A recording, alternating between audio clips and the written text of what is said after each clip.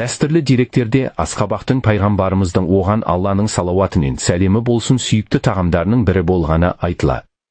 Ол Асқабақты ұнатып жеген, ал сахабалар да осыдан кейін Асқабақты ерекше құрметпен тұтынған. Сол себепті Асқабақ мұсылман халықтары арасында берекелі әрі шипалы ас ретінде бағалы.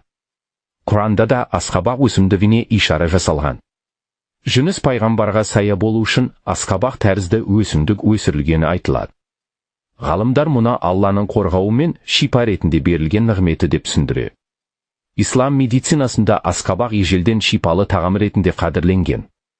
Ғұламалар мен емшілер оны ағзаны тазартып, денені салқындатып, ішкі мүшелердің жұмысын реттейтін, асқазанға жеңіл, бойға тез сіңетін пайдалы өсімдік деп бағалаған.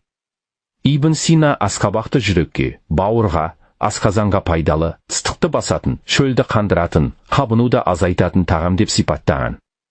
Ежелгі медицинада Асқабақ жүйкені тыныштандырып, ұйқыны реттейді, қан қысымын жұмсартады деп есептелген, ал оның дәні ішекке шипа ретінде қолданылған. Дінімізде Асқабақ тағам ғана емес, дәрі саналып, әрі ас, әрі шипа ретінде денсаулықтың берекелі нығметі болып бағаланған. Әрине, бүгінгі ғылымда Асқабақтың халық арасында айтылып жүрген пайдасын дәлелдеп отыр. Қазіргі зерттеулер Асқабақтың басты күші оның каротиноидтарға, әсіресе бета-каротинге, полифенолдарға және талшыққа бай болуында екенін көрсетеді. Бұл заттар ағзадағы бос радикалдардың зиянды әсерін азайтып, жасушаларды қорғайды. Ғалымдар Асқабақтың тек еті ғана емес, қабығы мен ішкі талшықты бөліктерінде де пайдалы заттар мол екенін анықтаған, яғни пайдалысы тек ортасы деген түсінік дұрыс емес.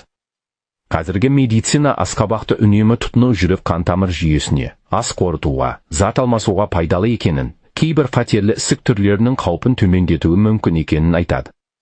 Асқабақтың талшығы асқазанды жеңілдетіп, ішек жұмысын реттейді, ал дәні мен майы холестерин мен қан майларына оң әсер етуі туралы деректер бар. Иммунитетті күшейтуде де Асқабақтың орны бөлек.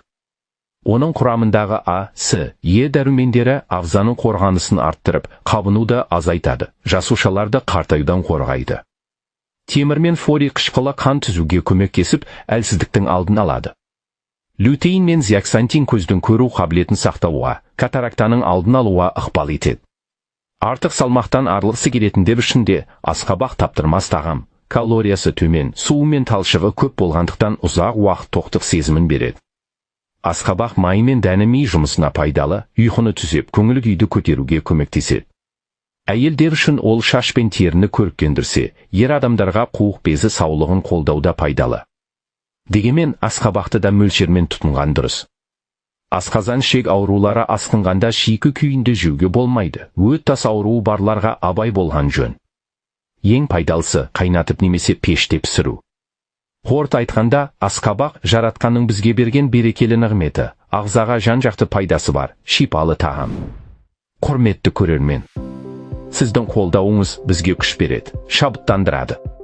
Соңғы уақытта доктор Берік арнасына көрермендердің қолдауы өте қажет болып тұр.